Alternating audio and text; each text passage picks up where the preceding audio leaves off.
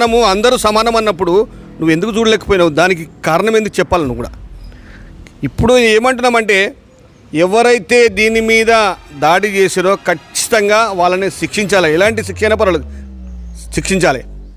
దేవాలయాన్ని భవ్యమైన మందిరం ప్రభుత్వం కట్టిస్తుందా, ఎవరు కట్టిస్తారనేది తేల్చుకోవాల్సింది ఈ నియోజకవర్గం ఎమ్మెల్యే, ఎంపీ. ముఖ్యంగా ఆ రోజు కృష్ణాష్టమి రోజు ఏదైతే దురదృష్టకరమైన సంఘటన రక్షాపురం కాలనీలో ఉన్నటువంటి భూలక్ష్మి నల్లపోచమ్మ దేవాలయంలో జరిగినటువంటి సంఘటనని యావత్ హిందూ సమాజం కూడా ఖండిస్తుంది.